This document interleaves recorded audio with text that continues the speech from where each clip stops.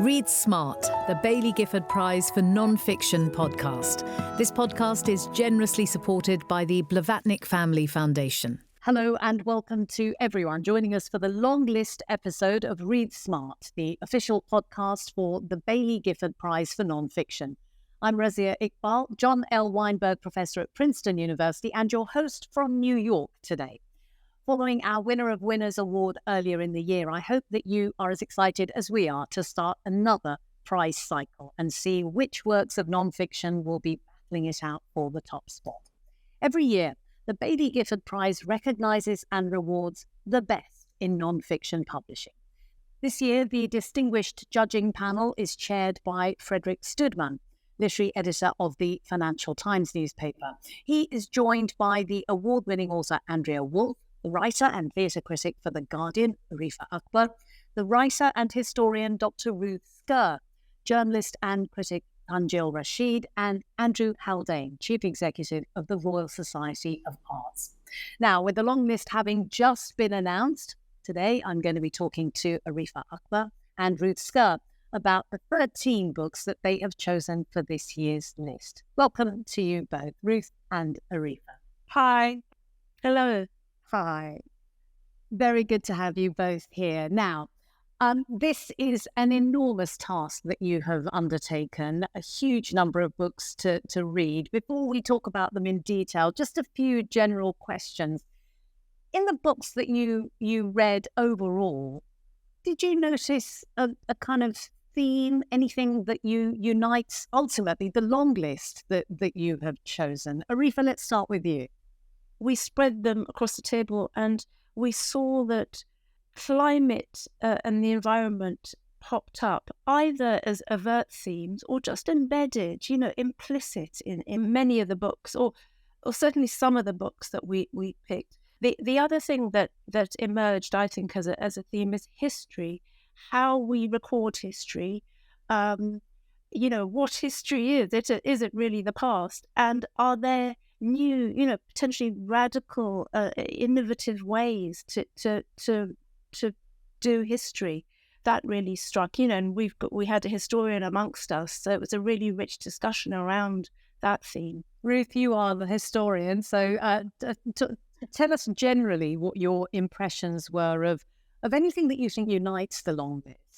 What I think is important to understand is this is a process and it's a conversation between the 6 judges in the room. And if you substituted in any one of those judges, you would have got a different long list.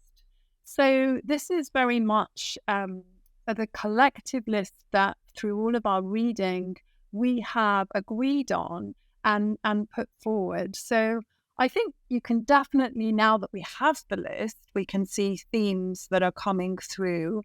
And we had no idea that would be the case because we were literally judging each book on its own terms and then talking to one another about what we wanted to be on the long list. And in some ways, it's as much of a surprise to us as it will be to the readers. I wonder, though, when you talk about if you substituted any of the judges with another set of judges, perhaps a different list would have emerged. I wonder, though, whether there must just be some things that are constant when you are choosing which books to be on the long list. And I'm thinking for very obvious things. I mean, I was a judge on this prize in 2017 and, something being well written, something that's innovative, those sorts of things are true in any year, right?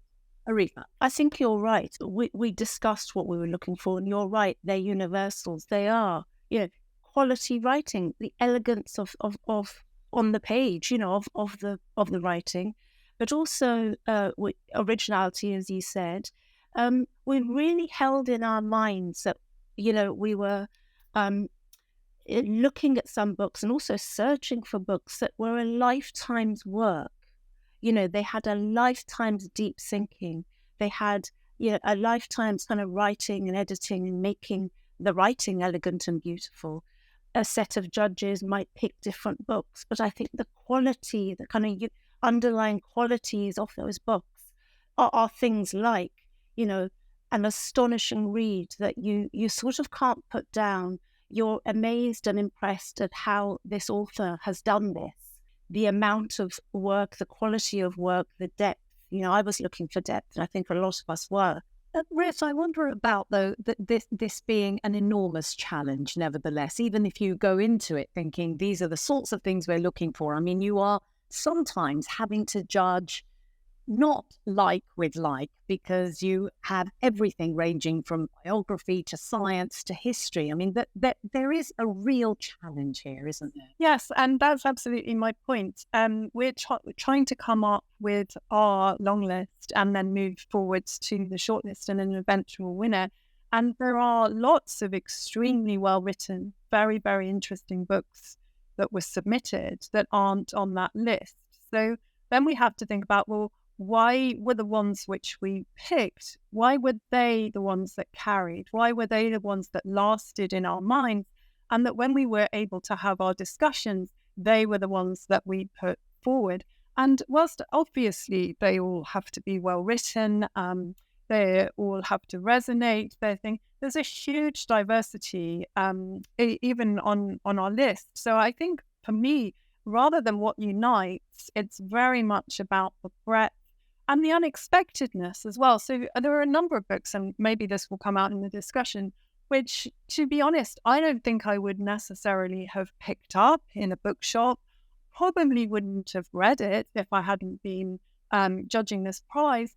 But it turned out to be an incredibly powerful, and I'm very grateful for that experience. So I think, as judges, we refresh our relationship to reading by being in a situation where we read outside of our habitual patterns. That really is interesting. And I often think about this prize, that in the end, what we're looking for is this idea of which is the one non-fiction book that you may press into the hands of somebody that you think will be transformed by that reading. Let's go through the titles on the long list in alphabetical order, just to let readers know what they can expect from each book. Ruth, let's start with Darren Acemoglu and Simon Johnson's Power and Progress, Our 1,000-Year Struggle Over Technology and Prosperity. And that subtitle, Our 1,000-Year Struggle, suggests this is a deeply ambitious book. Absolutely. It's a bold new interpretation of why technology over time, throughout recorded time, has all too often only benefited elites. And the argument the authors are making is that it is extremely urgent now for us to think about ways to reshape the path of innovation, by which they're really talking about artificial intelligence, and to use it to create a true shared prosperity.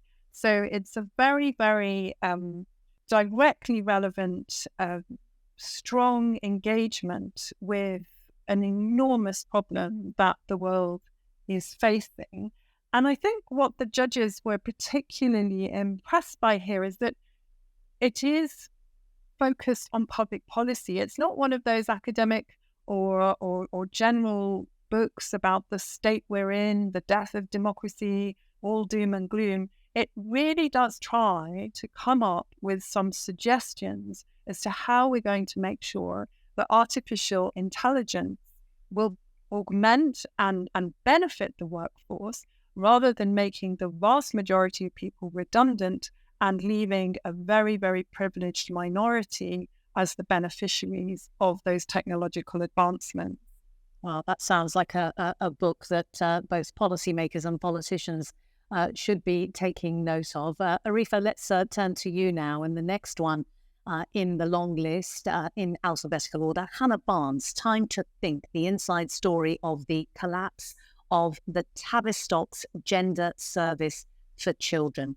Tell us about this one. Well, it's essentially a medical scandal inside the Tavistock Centre. It's focusing on the Gender Identity Development Service. It's a flagship service, flagship centre, offering treatment and therapy.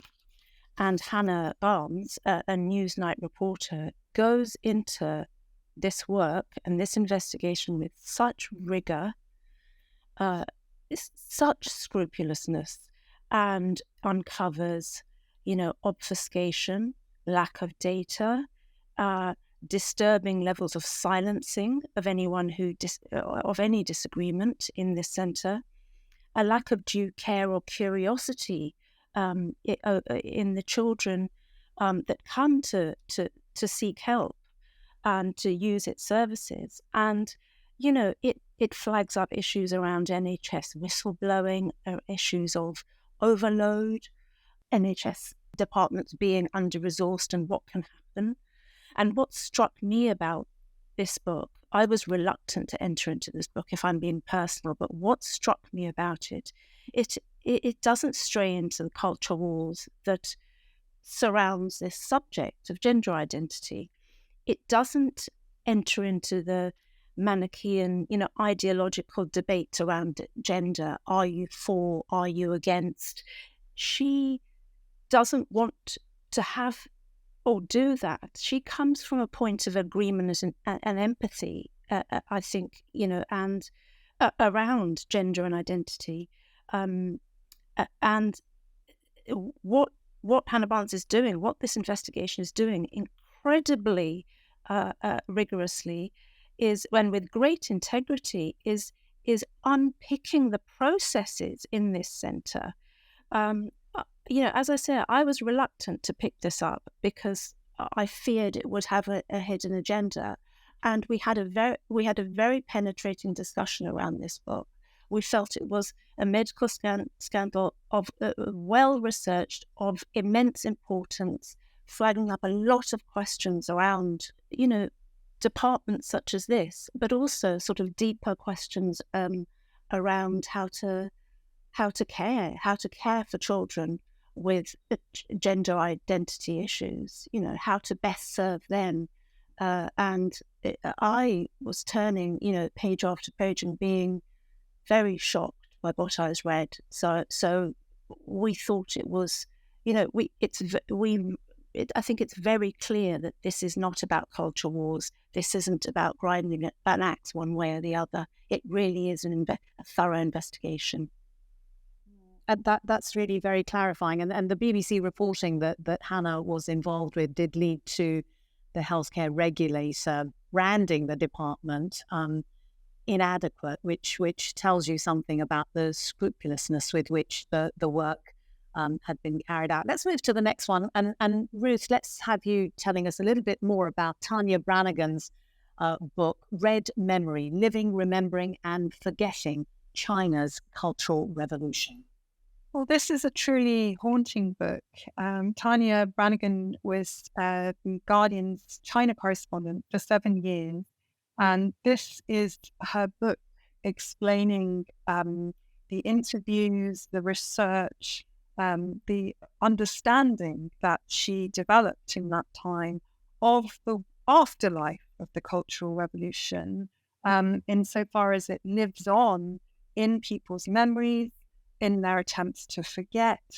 And it's an incredibly powerful engagement with that topic, which some people may think, we've read lots of books about the Cultural Revolution, we know what happened, but this is actually moving forward. This is how there are attempts in China to come to terms with the trauma of it and to understand it. And it's so vividly evoked as well. There's a episode where Tanya Branigan tries to visit the Museum for the Cultural Revolution, which, when it was first opened, had thousands of visitors, and they sort of took away all the signposting to it and became very hard to visit.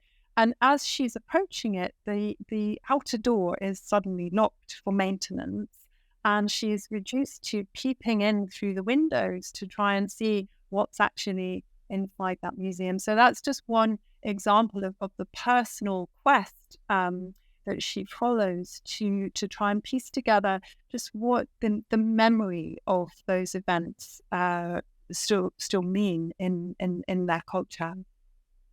And of course, so interesting to have a book on the history of a very particular moment in China that allows us to also look at what happens to the present when you don't fully confront the past in the way that Tanya outlines. Ruth, let's stay with you and look at another history book, Christopher Clark's Revolutionary Spring, Fighting for a New World, 1848 to 1849. So focusing on just 1 year.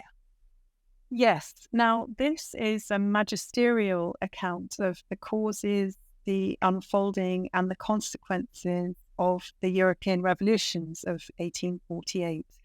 And too often, those revolutions are dismissed as failures.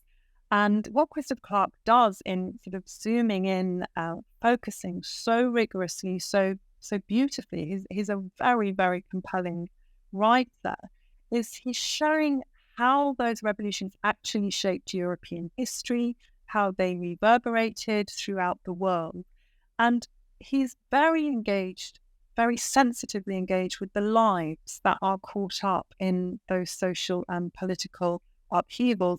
This book will actually engage contemporary readers and go on to influence the accounts of European history for decades to come, because he really is repositioning our understanding of European history through that lens of 1848. I love this book too, and I didn't expect to. And doesn't he, Ruth, make sort of these tacit connections between what was happening in that 1 year, all the kind of almost like a spread of wildfire in a way, from one revolution, one radical group to the next across Europe. And he sort of draws on our much more recent Arab Spring and the way in which that was happening as well. And he's very, very cleverly and sophisticatedly relates our world to then, the radicalism, the hope, the activism, the rising up, the sort of rising up against inequalities. But he doesn't ram it in. It's not sort of crudely drawn, the comparisons between now and then. Don't you think, Ruth, that there's that? I completely agree with that. Yes. So, this really is history at its absolute best, showing you how there are resonances between the past and the present. They're not superficial. They're very, very much emerging from the story that he is reconstructing.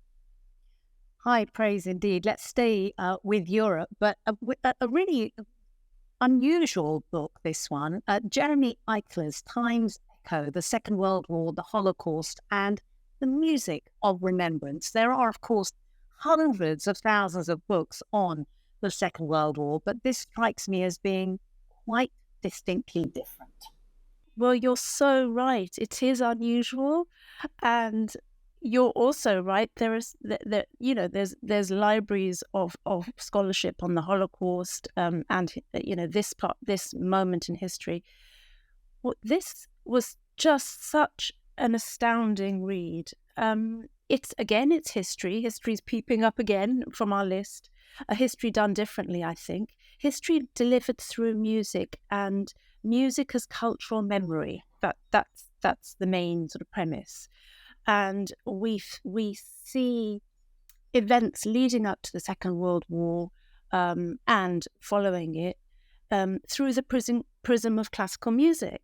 And, we go through the biographies and the music of Schoenberg, Strauss, Benjamin Britten and Shostakovich, and he explores issues around music and its connection to German identity and sense of self, and its connection to war, its connection to pacifism, and whether you can be a pacifist in the face of, Nazi terror or any tyranny, and also resistance through music, as Shostakovich did in Soviet Russia.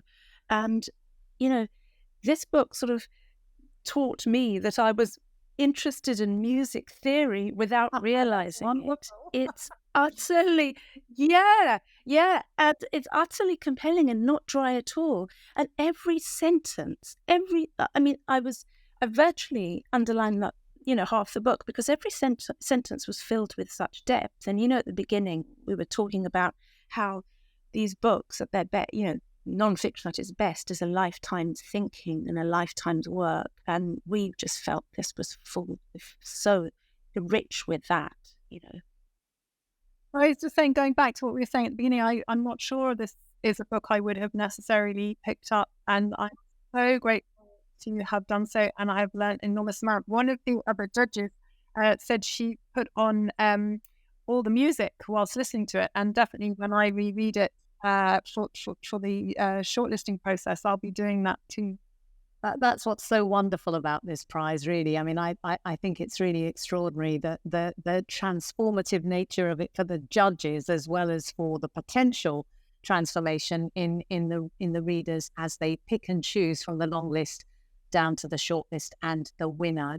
Let's turn to the next book now, David Grann's The Wager, a tale of shipwreck, mutiny, and murder. Arifa, an extraordinary story, one that was completely unknown to me. So let's share the story with the listeners. It's a swashbuckling story of sailors on the high seas in the 18th century. You know, a story that was so bizarre. I'd never heard of this maritime piece of maritime history, but a fleet of sailors set off for, you know, imperial endeavors, or a secret mission actually. Again, it was time of, you know, imperial Spain, England being at war. And they set off in the Wager, which is shipwrecked off the coast of Brazil. And from there on in the official history, there's a bit of a gap. There's a bit of a silence, because some months later, there are you know, survivors that return, 2 lots of survivors with 2 different versions of what happened. And that this book, it really meticulously and with real gusto takes you through what actually happened. And, you know, the dynamic on that ship between the men, between the social classes, from the captains to the bog standard sort of sailors, it's, you know, a story. It's almost like the Lord of the Flies. You know, they end up on an island, desperate, without food, not knowing how to get back. It's sort of Lord of the Flies with grown men involved. And there's such pace and adventure in the storytelling.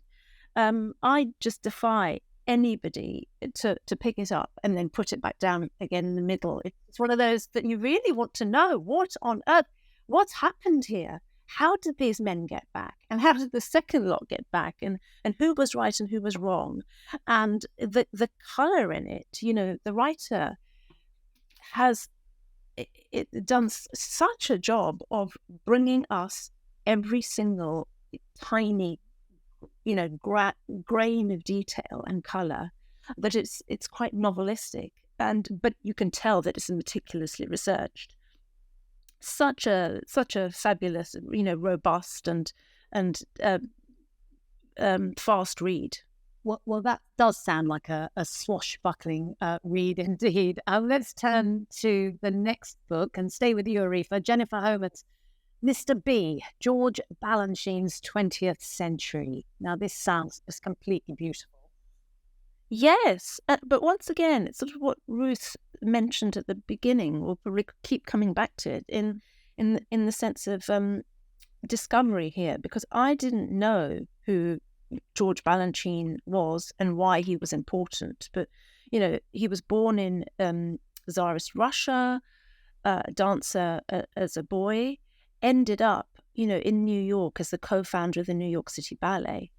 And the author has, you know, is a New Yorker dance critic, but was a former professional dancer, and met Balanchine and had access to his papers and talked to everybody who knew him. You know, there's real exhaustive research in the however many pages. It's well over, you know, 600 pages. And but what's unusual about this is it's a biography. It's a very detailed biography. But it's more than that. It's a sort of survey of the 20th century. So we trace his life and all, but some of the lives of those he met, you know, from Diaghilev to Stravinsky to Matisse, and you get colourful stories that intersect those figures. But you sort of get into bigger, you know, the intersection of bigger history, the wars, you know, the big cultural moments. So she's really doing... She's cut her cloth in a sort of very wide scope way but then zooms in on beautiful, exquisite details in his life. History, as you say, rearing its head again. Ruth, let's turn to you and a portrait of a country now. Katja Hoyer, Beyond the Wall, East Germany, 1949 to 1900. Yes, more history here. Katja Hoyer is a young, highly acclaimed historian, and she's written a mesmerizing account of a country that disappeared. So when the Iron Curtain fell and East Germany ceased to exist. And she's done this capturing the radically different German identity that existed at that time, unlike anything that had existed before or exists since. So he's focusing on the socialist solidarity, the secret police, the central planning, the barbed wire, but also on the details of everyday life. The drinking of coffee, where the coffee came from, what it was like to live there. And it's a really, really immersive panoramic sweep that restores, without any nostalgia, that sense of a country that was so much more than simply the Stasi and the repression. It does sound like a brilliant companion piece to a former winner of the prize, Anna Funder's Stasiland, but as you say, tells us lots more than just the secret police. Ruth, let's stay with you and turn to Tia Miles. More history here, but very, very particular and very focused on a family connected to slavery in the United States. All that she carried, the history of a Black family keepsake, lost and found. So this is a brilliant book, and it has already been decorated by many prizes. Even so, it absolutely had to be on this. It's a book about maternal and familial love and its power to survive in the hardest of circumstances. And instead of focusing on historical argumentation, Tia Miles meditates. The whole book was really a meditation on a single sack that was given by an enslaved woman called Rose to her 9-year-old daughter Ashley as she was sold away from her in the 1850s in South Carolina. And the sack was inherited by Ashley's granddaughter Ruth, who embroidered it with their story. The sack was later lost and eventually found again for posterity. So Tia Miles invites the reader to think about the way love falls out of the historical narrative. And she shows us that there are ways to recover what is the most personal, precious, and painful for the historical record. It's an innovative, uncompromising, and very much life-affirming book. It's interesting, isn't it, when you think that everything that can have been written about slavery in the United States maybe has been written, and somebody comes along and finds a very particular detail relating to one family that brings it to life in an original way. Let's turn to Siddhartha Mukherjee, The Song of the Cell, an exploration of medicine and the new human. I think the first science book that we're talking about so far. Ruth, let's turn to you. Yes, so this is very vivid, thrilling, full of suspense, and focused on the fundamental unit of life, the cell. It's got a panoramic and intimate at the same time. So we move from the explanation, very, very clear, very, very easy to follow for the general reader, of the cell and its place in biological understanding. We move from that to these riveting accounts of actual patients, of actual medical discoveries.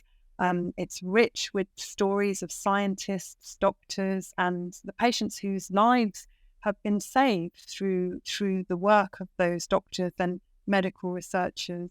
I love the fact that it begins with Robert Hooke in the 17th century, looking down his microscope and seeing the cells and understanding they're like little boxes. And it goes right up to the present day with the cutting edge cell therapeutic practices and research that are transforming the treatments of cancers and other illnesses. So a really, really impressive work of popular science. Wonderful. Let's turn to you, Arifa, now, and Nathan Thrall, A Day in the Life of Abd Salama, a Palestine story. Yeah, and Abd Salama is a father whose young son gets caught up in a terrible road accident. I won't say much more. I don't want to give too much away. It's a school trip and in a coach, and there's real horror there. And through that day, this is a book across just 24 hours of Abd Salama's life and the life of his family. His children, his wife, his parents, the Palestinian community around him, the Israelis further afield, Israeli officials, and the Israeli state. And we go from daily life, and history is woven quite organically into this 24 hours. In following his footsteps, we feel the trauma of being a Palestinian in an Israeli state that is a state. Through this book, it seems clear that there's a state of apartheid going on and real dehumanization of Palestinians. There's real state violence. There's a herding of Palestinians in what essentially seem like open prisons, surrounded and enclosed. And it's so sad. It really saddened me. And it's very clever to distill history and politics through 24 hours and through such a personal prism.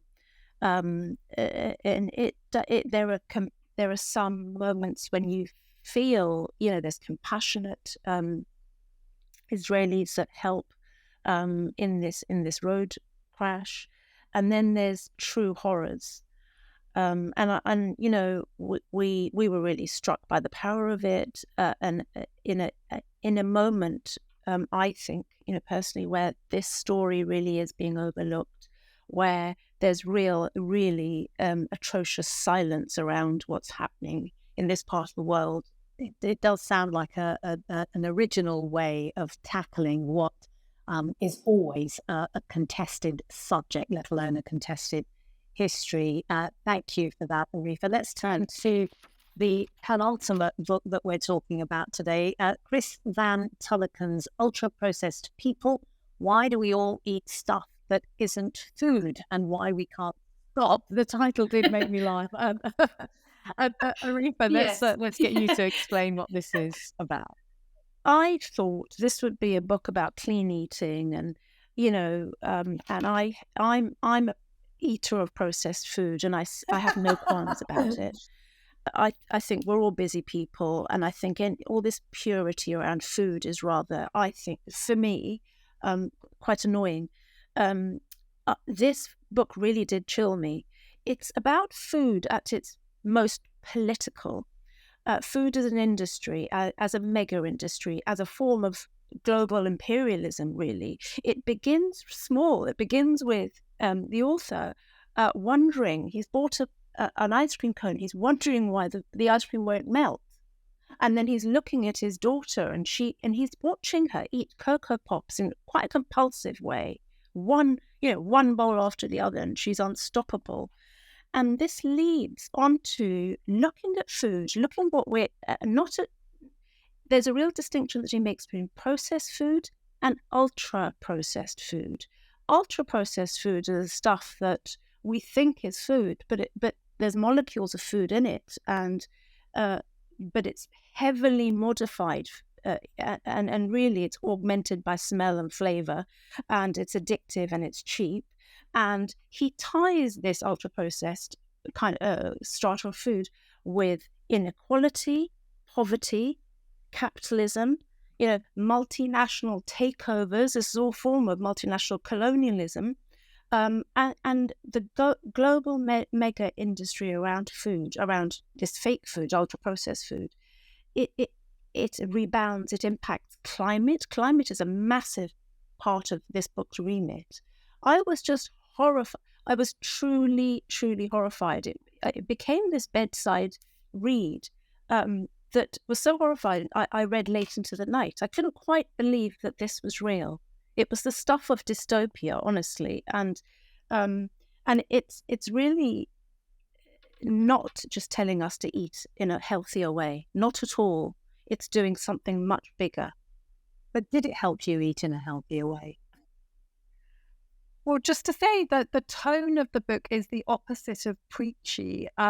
He's not telling you what to do, and he's quite jaunty. He even invites you to eat along with the book. He kind of challenges the reader. He says, if you were thinking about giving up ultra-processed food, don't do that now. Just eat along with the book and see how you feel when you get to the end of it. And that's the kind of doctor I love, actually. You know, I need to know this. But it's up to you. Ultimately, you know, you make your own decisions about that. So I love the tone, and obviously the content is very, very interesting and important for everyone. Well, let's turn to our final book now, and nothing could be more urgent than climate change. This is John Vaillant, Fire Weather, The Making of a Beast, Arifa. It's a really exciting read as well as being utterly urgent. It's focusing on one devastating Canadian wildfire, and it's sort of an anatomy of that enormous fire, its devastation, its history, its bigger global context, and through it you get a history of the oil industry, and you know it's written with pace and with the pace and plot of a sort of almost like a crime thriller, a corporate crime thriller. It's a real page turner, and this fire really comes alive as well. So it, you know, I think this is such a subject of our time. The fire concerned was in 2016. And when you're reading the book, you're both completely gripped by the details of that specific fire, but also aware of the fact that between 2016 and 2023, this debate has really, really escalated. The presence of those fires that we've seen over the summer, for the second year running in Europe, absolutely, and beyond, you know, wherever there are these fires now, it's very fascinating to think that, you know, back in 2016, this is almost the beginning of understanding that they are dealing with something new. That there's lots of technical descriptions of it, why the fire breaks didn't work, how fast the fire can move. You know, that it can actually cover a mile in a minute, and that it's not just the mile that the fire covers, but it's spewing like a volcano, all the embers from the top of it. So the range and the size.